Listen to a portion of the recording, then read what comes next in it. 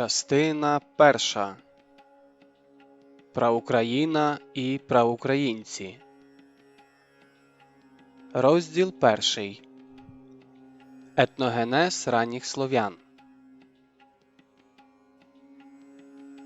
Звернувшись до наукових напрацювань російських, польських, німецьких та деяких інших національних шкіл етногенезу ранніх слов'ян, ми побачимо, що переважна більшість науковців тих шкіл дотримуються думки про появу слов'янських племен, з яких пізніше повстали русичі українці на сучасних теренах національного етносу тільки у 5-6 століттях нової доби, нової ери. Тобто історичні школи імперій, які здавна окуповували наші землі та поневолювали наш етнос, зводили історичний етногенез українців до звичайного чи то націонал-шовінізму, чи то націонал-фашизму. Мої слова виважені, обдумані. Якби український народ, етнос, був зайдою на цій землі, прийшов тільки у 5-6 столітті новітньої ери, то існуючи у 16-19 століттях, імперії мали би законне право не тільки поневолити і асимілювати той народ, але й відселити, вигнати його, як звичайного зайду. Теорія етногенезу українського етносу розроблялася імперськими шовіністичними історичними школами наших поневолювачів ґрунтовно, навіки. Переді мною стаття сучасного російського академіка Валентина Сєдова «Етногенез ранніх слов'ян». Академік Валентин Васильович Сєдов є законодавцем моди Російської Федерації щодо етногенезу ранніх слов'ян. Що цікаво, сучасний російський академік в потрактуванні етногенезу українського етносу недалеко відійшов від своїх царських та більшовицьких попередників. Головна теза тієї так званої теорії зберігається досі – український слов'янський етнос вважати прийшлим на свою землю. Тобто стародавня культура Кам'яної могили, культура Мізинської стоянки, трипільська, скіфська культури за твердженням цієї так званої теорії зовсім не причетні до українців. То все чуже, створене не нами, не нашими предками. Отож пригляньмося до праці сучасного законодавця російської моди академіка Валентина Сєдова щодо етногенезу ранніх слов'ян. Цей виступ академіка на засіданні президії РАН в листопаді 2002 року привезли мені із Санкт-Петербурга у 2004 році тамтешні українці. Людина, яка вручала доповідь Сєдова, розповіла, що на президії Російської академії наук був особисто присутній тодішній президент Російської Федерації Путін. Тому не дивно, що приїхавши напередодні виборів президента України восени 2004 року, аби вказати нам, кого обрати президентом, шановний гість, виступаючи по українському телебаченні 28 жовтня 2004 року, досить чітко заявив: «Головним моїм завданням є узгодження спільного бачення нашої минулої історії». Запам'ятаймо, нас хочуть привчити до думки, що ми тимчасові люди на своїй, Богом даній землі. Бо праця російського академіка Сєдова «Етногенез ранніх слов'ян» є однією із наріжних цеглин російської історичної споруди. Звернімося безпосередньо до праці академіка. У відповіді на запитання академіка Кудрявцева Сєдов прояснив свою позицію щодо походження східних слов'ян. Я дотримуюся такого погляду, що початок слов'ян зв'язаний з центральноєвропейською культурною спільнотою, а походження індоєвропейців – це зовсім інше питання. Тобто українська спільнота, на думку Сєдова, не має нічого спільного із індоєвропейською, цілковито походячи від центральноєвропейської. конкретно є похідною нацією від німецьких і польських слов'янських племен. У самій доповіді Сєдов так і визначив: з кінця IV століття у Європі почалося різке похолодання. Особливо холодним було V століття. Тоді спостерігалися найнижчі температури за останні 2000 років. Значні маси населення змушені були залишити Вісло-Одерський регіон. Почалася велика слов'янська міграція. Розселення слов'ян на широкій території призвело до подальшої культурної і діалектної диференціації. У південній частині ареалу пшеворської культури, там, де в етногенезі слов'ян брав участь кельтський субстрат, складається прасько-корчакська культура. Починаючи з рубежу V-VI століття, її носії заселяють басейн Верхньої і Середньої Ельби на заході, Волинь і Прип'ятське Полісся на сході. Згідно з так званою теорією Сєдова, українці взагалі не мали свого національного кореня, а є відгалуженням вісло-одерського кельтсько-слов'янського субстрату. Тобто сучасні українці походять від німців і поляків і вийшли з вісло-одерської землі на сучасні терени тільки в V-VI столітті. Не сахайтеся, мої дорогі одноплемінники.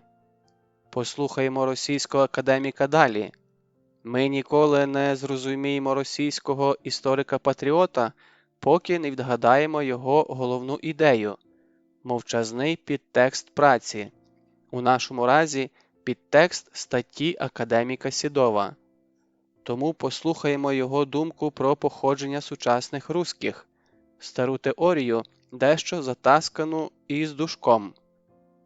Відгалуженням венецької групи є й слов'яни, що залишили Віслинський регіон і оселилися у V-VI століттях у північній частині східноєвропейської рівнини серед місцевого населення, що належало до балтської та фіно-угорської мовних груп.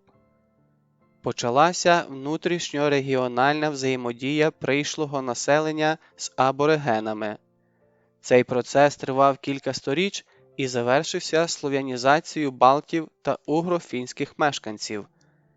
До раннього середньовіччя у Псковсько-Ільменському краї належать культури псковських довгих курганів, кривичі псковські, і старожитності узменського типу, словени ільменські. У Полоцькому подвір'ї та Смоленській Надніпрянщині тушимлинська культура, майбутні смоленсько-полоцькі кривичі. У межиріччі Волги та Клязьми – мирянська культура.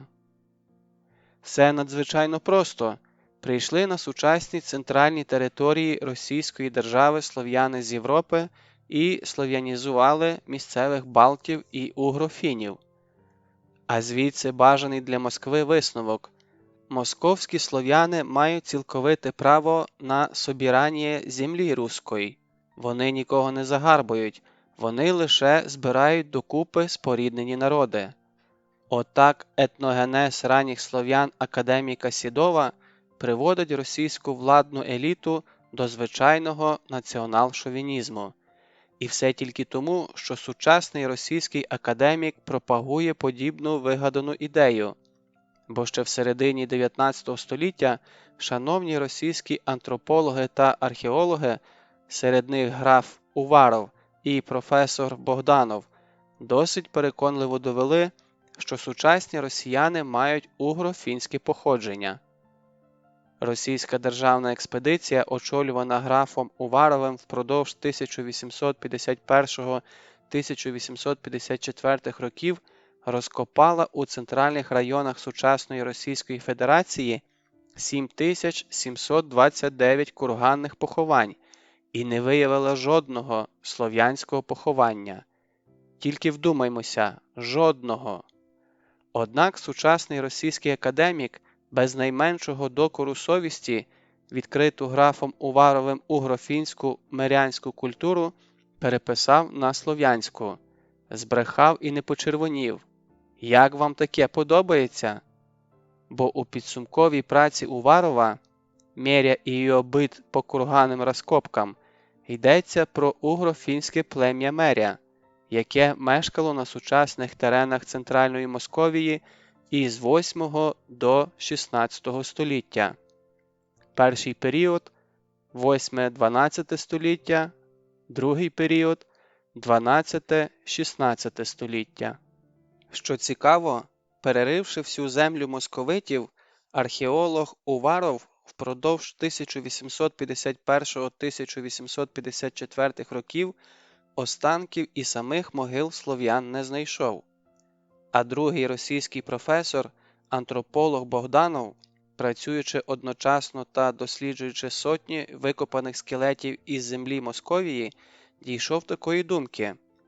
Таким чином, Ярославська, Володимирська, Московська, Тверська, Вологодська, Рязанська, Нижегородська губернії – це місцевості з мирянським населенням. Отже, і краніологія підтверджує добуте археологічним і лінгвістичним шляхом. Різниця лише в тому, що краніологічний тип властивий мирянському населенню, поширюється на південь і південний захід набагато далі до Чернігівської та Київської губернії, а на північний захід і захід веде до Мінська, Новгорода та Олонецької губернії. Як бачимо, етногенез ранніх слов'ян Сідова повністю заперечується давніми дослідженнями російської археології та антропології. Отож, маємо чергову російську фальшивку.